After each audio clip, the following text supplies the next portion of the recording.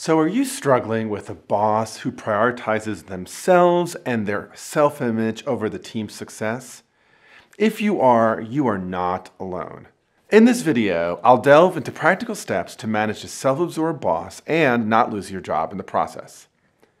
So first, let me be clear about the parameters here. I am not a licensed therapist. So when I use the word narcissist, I am using a layperson's version of this. So when I say narcissist, I don't mean something clinical. I mean someone who is self-obsessed. All they care about is their self-image, their viewpoint, their interests. They are unable to take perspectives of others, and they don't really care about what they look like beyond looking good for themselves. Okay, so with that, let me start by stating something that might be obvious, but probably isn't. If you have a narcissist boss, you are not alone. So many of us struggle with this in the workplace. We feel trapped because our boss seems really unable to get out of their own heads. So just knowing that it's not you is really important. And the first step I want to say in terms of handling a boss like this is to do some of your own work, meaning center yourself as much as you can. Don't let them scare you. Don't let them bully you. So what does that mean practically speaking? Well, whenever you can, just pausing and breathing and taking into account what you know about yourself, what got you this job, what your competencies are, what other people say about you. Because it's easy when you have a boss who is on top of you with a certain kind of narcissism to really enter into a lot of self-doubt that frankly can become really depressing. Okay, second, if you have a boss who's self-absorbed, I want to really encourage you to consider whether having some kind of a difficult conversation with them is possible at all. Now, I have to tell you, as someone who has worked with clients with self-absorbed bosses, usually when I bring this up, the answer that I get from them is, it's not possible, or they are impossible. And I have to say, I agree, in some cases that's true. But there are times when I'll push my client a little bit, and I'll say, well, okay, have you actually tried? And they'll be like, well, no, it's impossible. And part of the reason why I think it's worth trying is that sometimes what's driving that self-absorbed behavior is that there's a way in which the boss is actually also really insecure, feeling unseen, and then going to their power as a way to get the security and self-value. And if that's the case, sometimes a difficult conversation can be really helpful. And on this channel, there are lots of videos on how to have a difficult conversation, including ones on how to have a difficult conversation with a boss. Okay, let's imagine though that's not possible. Then my next piece of advice is to think about this. Are there other people, or is there even one person in your company or your organization who actually works well with this boss? And if the answer to that question is yes, then I want to ask you to think about, what does that person do that seems to work? Sometimes when I'll ask a client, what does the person who does well with the boss do?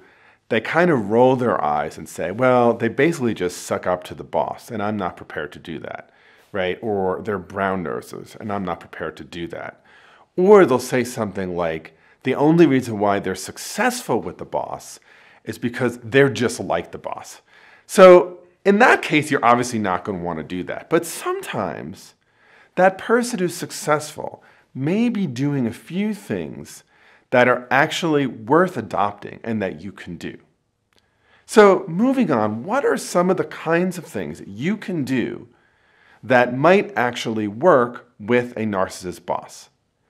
Number one is framing all of the things that you think are important for the organization in ways that are consistent not so much with the organization, but that are consistent with the way your boss sees the world.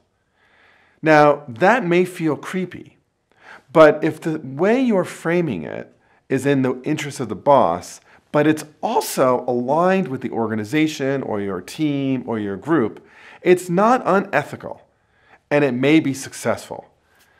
Some years ago, I was working with someone who was my supervisor, and what I realized is that this person, even though they were in a pretty high status job, actually thought about every decision they made in terms of how do I get another even higher job. And so when I would negotiate with this person, I would frame things in ways that I knew aligned with this person's goals.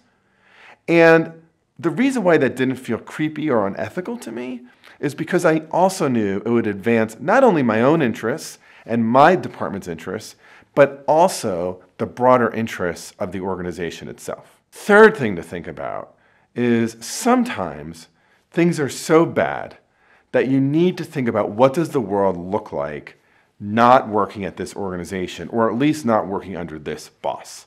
So in negotiation terms, we talk about this as understanding what your BATNA is and how you can improve it. So what do we mean by a BATNA?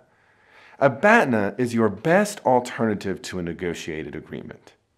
In other words, if I am somehow engaged with my boss on a series of issues where we have to make an agreement, maybe it's something about my salary, maybe it's whether my department is going to get an additional employee or the budget that I need to think about, if I don't reach a deal with this person, what are the things that I can do that do not require an agreement with them?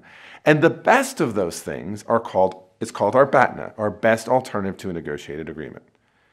And I think that when you find yourself in a really unhealthy work situation, it's important to think about what does it look like, again, either not working for this person directly, in other words, trying to get a transfer or a different boss within the organization, or what other jobs might be there outside of this organization. And that can be tough and unpleasant, but leverage can be really important where interests aren't working. And so perhaps that means getting another offer somewhere else. And I have seen this work many, many times where the answer is always no, no, no, no. And suddenly it's, I'm so sorry, I wish we could keep moving forward, but I have to evaluate this in light of this new offer that I have. And suddenly the answer becomes yes. Lastly, and really importantly, if you work with a narcissist boss, someone who's totally self-absorbed, it's really important you establish some boundaries. So I always tell a story in negotiation, and this may be very familiar to those of you who are parents, about handling a young child, a baby maybe, who's always crying.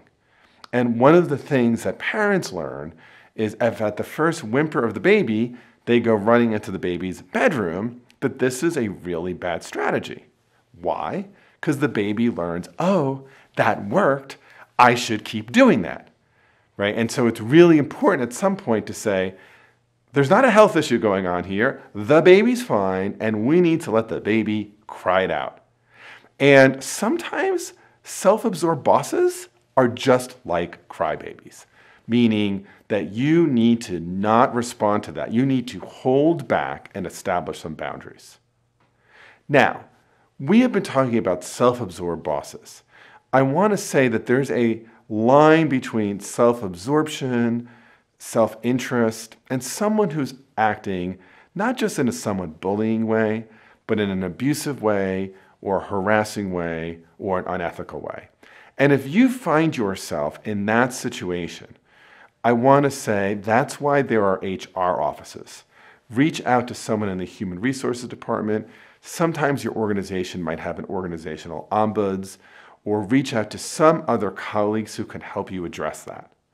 No one should have to work in a harassing or abusive environment. So, to recap, if you find yourself working under a narcissist boss, remember, you're not alone.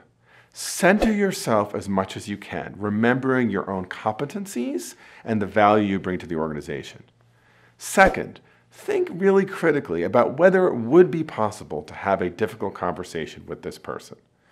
Third, look to what other people in your organization might do that is actually successful with this boss and seek to replicate it, especially if the thing they're doing isn't in any way unethical. Related to this, if you're negotiating with your boss, frame everything in terms that align with their interests.